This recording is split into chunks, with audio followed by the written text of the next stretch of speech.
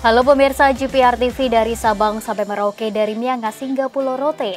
Bertemu kembali dengan saya Anggria Ratri dalam program Kominfo Newsroom.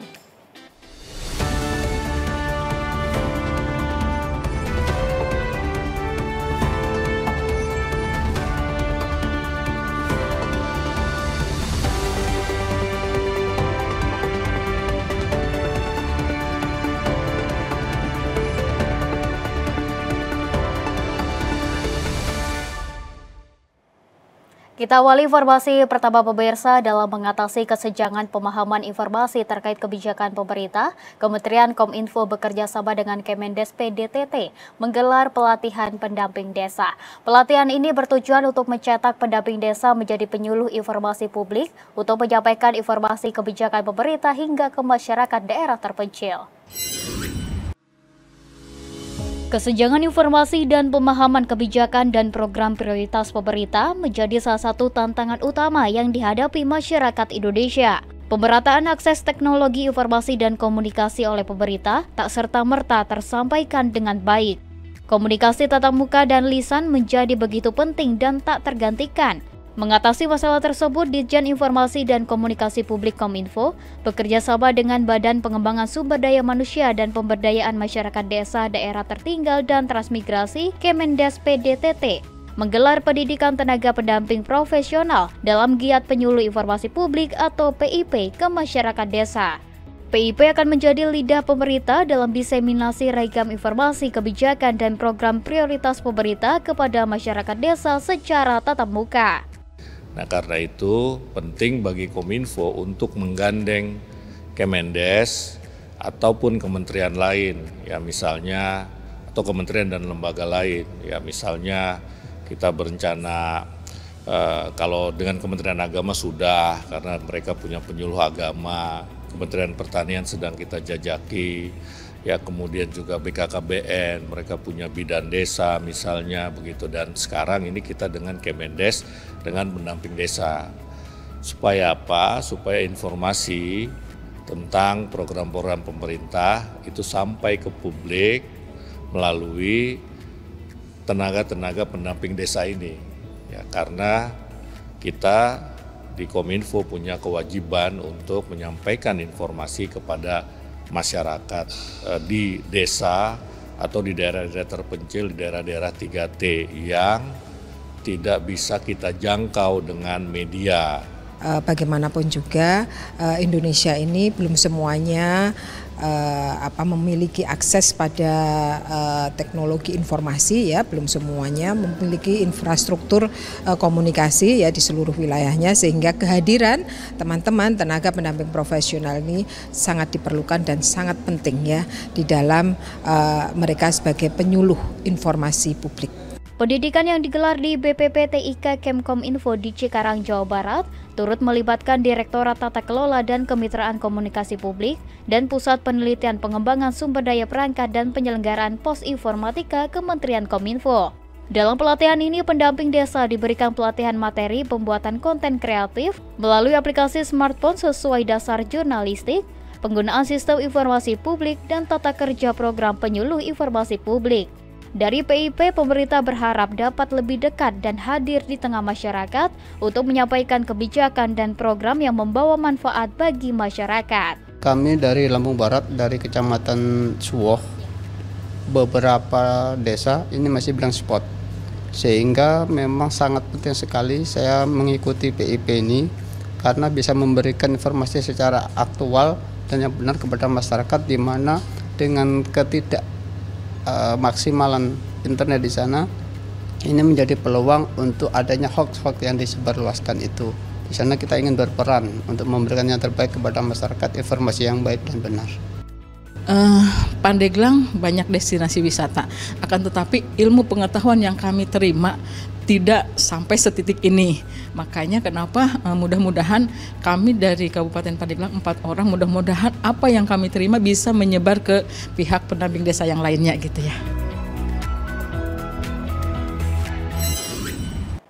Menteri Komunikasi dan Informatika Budi Ari Setiadi dalam rapat kerja bersama Komisi 1 DPR memastikan komitmennya mewujudkan transformasi digital di Indonesia. Penajaman program kerja transformasi digital berkaitan erat dengan visi Indonesia Emas 2045. Menteri Komunikasi dan Informatika Budi Ari Setiadi menekankan komitmennya menjalankan penajaman program kerja terkait transformasi digital. Program transformasi digital sejalan dengan pencapaian visi Indonesia Emas 2045 dan penguatan transformasi digital yang difokuskan pada prinsip inklusif, memberdayakan, terpercaya, dan berdaulat. Ketiga prinsip tersebut dilaksanakan melalui penguatan infrastruktur dan SDM digital, penguatan ekosistem digital, penciptaan ruang digital, dan penguatan komunikasi publik. Mewujudkan hal itu, Menkominfo mengajukan penambahan anggaran sebesar Rp12,3 triliun dari pagu indikatif tahun anggaran 2025 sebesar Rp7,7 triliun. Transformasi digital bergantung pada rencana pembangunan jangka menengah nasional 2025 sampai 2029. Transformasi digital masih harus berlanjut dan berperan penting untuk program nasional jangka panjang. Peran Kemenkominfo yaitu membangun konektivitas digital melalui pembangunan infrastruktur yang merata, berkualitas dan berkeadilan di seluruh Indonesia. Mendorong transformasi digital di seluruh sektor termasuk pemerintahan, ekonomi, dan pembangunan sumber daya manusia digital.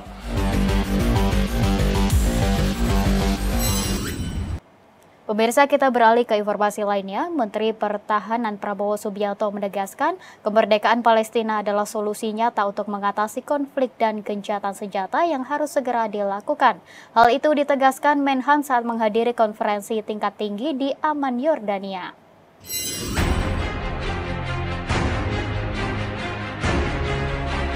Menteri Pertahanan Prabowo Subianto mewakili Presiden Joko Widodo menghadiri konferensi tingkat tinggi Call for Action Urgent Humanitarian Response for Gaza di Amman, Yordania pada Selasa 11 Juni 2024. Dalam pidatonya, Menhan Prabowo menyampaikan rasa terima kasih kepada Yordania, Mesir, dan Perserikatan Bangsa-Bangsa yang telah menyelenggarakan pertemuan ini. Menhan Prabowo menyebut kemerdekaan Palestina adalah solusi nyata untuk penyelesaian konflik yang sedang berlangsung di Gaza.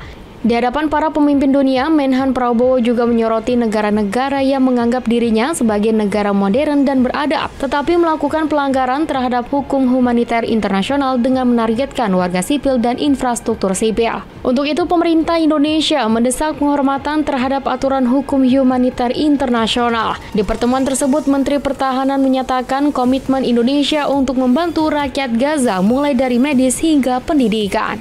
Their great influence to enforce the Convention of International Law. We call on the findings of the International Court of Justice to be enforced.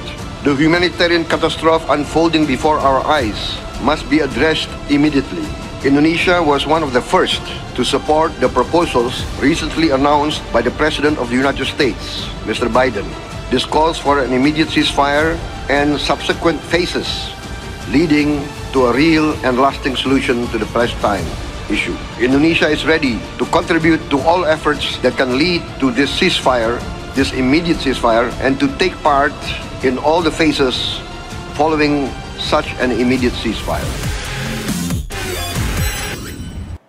Pemirsa, Satuan Tugas Pemberantasan Aktivitas Keuangan Ilegal Otoritas Jasa Keuangan berhasil menghentikan 915 entitas keuangan ilegal selama periode 1 Januari hingga 31 Mei 2024.